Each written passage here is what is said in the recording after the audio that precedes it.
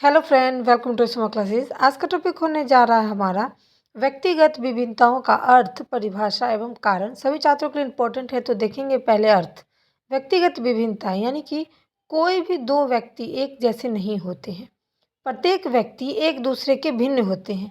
यही भिन्नता जीवन में प्रत्येक क्षेत्र में पाई जाती है। यानी कि हर एक व्यक्ति के जीवन में अलग अलग प्रकार की विभिन्नताएं पाई जाती है, जैसे कि शारीरिक रूप से, मानसिक रूप से, बौद्धिक रूप से, सीखने की क्षमता को, योग्य से, याद करने की क्षमता को देख के, उसके बाद विचार करने का योग्यता, ये सब चीज़ों को अलग अलग व्यक्ति में अलग अलग चीज़ जो है वो पाई जाती है।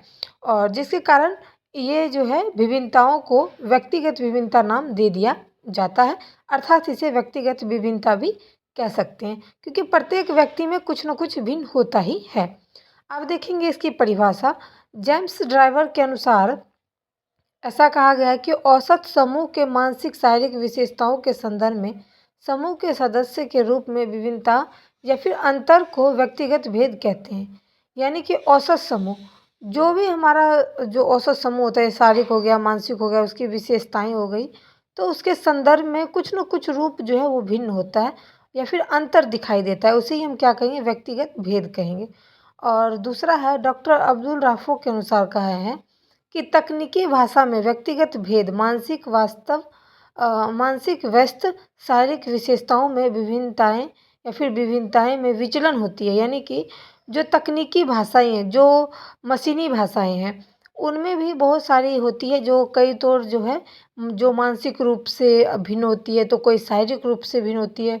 कोई अपने दिमाग से कंप्यूटर चलाता है, तो कोई अपने शरीर के अंग से मशीन को ठीक करता है, मशीन को चलाता है। तो ये भी उनके अंदर जो है एक विभिन्नताएं का ही काम करती है। व्यक्ति में विभिन्नता जो है वो देखा जाता है। औसत में औसत से उनका विभेदीकरण करते हैं, यानी कि अपने अपने तरीके से जो है वो औसत को भेदीकरण करते हैं, जिसका नाम है व्यक्तिगत विभिन्नताएं। तो कुछ न कुछ सब चीज़ में भिन्न होता है। कोई व्यक्ति दिमाग से काम करता है, कोई शरीर से काम करता है, इस तरीके से। अब आता है इसके कारण। तो पहला है आयु एवं बुद्धि का प्रभाव। इसमें क्या होता है कि आयु के आधार पर बालक का शारीरिक, मानसिक, भावात्मक विकास होता है। जब बच्चा छोटा होता है तो उसका छोटा सा दिमाग होता है, छोटा सा उसका शरीर होता है, छोटी सी सोच समझने की, उसकी भावात्मक का छोटा छोटा विकास होता है। आयु के अनुसार बुद्धि का विकास होता है और इसी कारण से अंतर पाया जाता है। यानी कि जैसे जैसे बच्चा बड़ा होता है उसका परिवर्तन होता है, उसका विकास जो है बढ़ जाता है। तो इसलिए आयु एवं बुद्धि का प्रभाव देखने को मिलता है। दूसरा है शिक्षा एवं आर्थिक दशा का प्रभाव। शिक्षा मतलब शिक्षित और अशिक्षित व्यक्ति। एक शिक्षित व्यक्ति में अंतर दिखाई देगा और आपको एक अशिक्षित व्यक्ति में अलग प्रकार के अंतर दिखाई देंगे। तो ये भी एक तरह का विभिन्नताएं हैं, जो इंसान को बताता है कि ये पढ़े लिखे हैं और ये पढ़े लिखे नहीं है। जैसे कि आप देख लो राजा रंक, तो राजा को पता चल जाता है ये राजा है, उसके पहनावे ओढ़ावे, बोल चाल से। धनवान, जो धनवान होगा उसको भी पता चल जाता है। जो निर्धन है उसको भी उसके वातावरण से, बोल चाल से पता चलता है। और यही कारण है जो शिक्षा का और आर्थिक दशा का अंतर दिखाई देता है विभिन्नताओं का। ठीक है। तीसरा है लिंग या यौन। यह यहाँ पर योगत लिखा गया, यौनगत भेद का प्रभाव। यानी कि लिंग मतलब होता है स्त्रीलिंग पुल्लिंग हो गया, जैसे कि लड़का लड़की हो गया। ठीक है। भेद, यौन भेद, यौन भेद मतलब होता है काम करने का। लड़का में काम करने की क्या क्षमताएं हैं, लड़की में काम करने की क्या क्षमता है। तो कह रहा है कि बालक एवं बालिका का योग्यता भेद के कारण विभिन्नताएं पाई जाती है। बालिका बालक की अपेक्षा शीघ्र परिपथ व्यवस्था को पा जाती है। यानी कि जो बालक है वो क्या करता है कि लड़का को जो है जल्दी उस चीज़ से सीख जाता है। कौन? लड़की।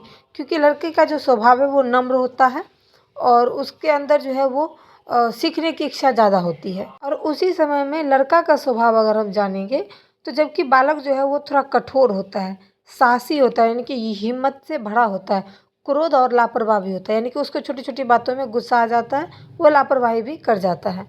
4 नंबर है जाति, प्रजाति एवं देश का प्रभाव। यानी कि जाति और प्रजाति में क्या प्रभाव पड़ता है देश का। तो जैसे कि बालक जो है जाति, प्रजाति, वर्ग, प्रांत, देश का होगा। यानी कि कोई भी बच्चा या फिर कोई भी आदमी हो, औरत हो, जो भी हो, अगर वो जिस जाति है, जिस देश का है, जिस प्रजाति का है, वो अपना रूप, गुण, बोलचाल, आकार, विचार सब चीज़ बता देता है कि हम दूसरे देश से बिलोंग करते हैं। चाहे वो देखो इंडिया का लोग अगर इंडिया से बाहर जाता है तो वो बता देता है कि ये इंडियन है, क्योंकि वो अपने बोलचाल, वो अपना काम-काज करने का तरीका वो सब दिखा देता है। तो उसी तरीके से उसके अंदर कुछ न कुछ उसके देश का, उसके समाज का, उसके जाति का गुण आता है, जो कि भिन्नताओं का कारण माना जाता है।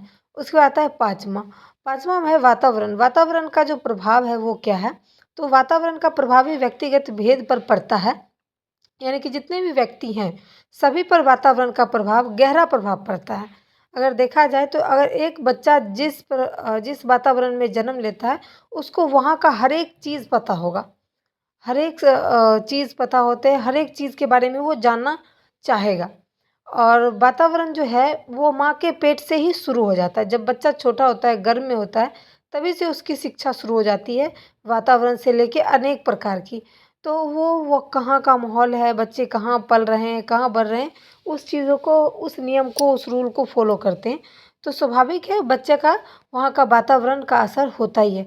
चाहे वो भोजन में हो, चाहे बच्चे का मानसिक स्थिति पर हो या शारीरिक स्थिति पर हो, सामाजिक स्थिति, यानी कि कुछ भी हो सकता है। जहाँ पर बच्चा रहता है उसके वातावरण कई प्रकार के होते हैं। वातावरण में भोजन आता है, पानी आता है, सोचने समझने की शक्ति आती है, समाज में रहना, उठना, बैठना, ये सारी चीज़ें जो है वो प्रभावित करता है वातावरण से। तो ये भी एक व्यक्तिगत भिन्नताओं का जो है वो भेद पर पड़ता है। इस वीडियो के माध्यम से हम आपको समझाए हैं व्यक्तिगत विभिन्नताएँ, अर्थ, परिभाषा, कारण। उम्मीद करती हूँ वीडियो पसंद आया हो। Like, share, support. Thanks for watching my video.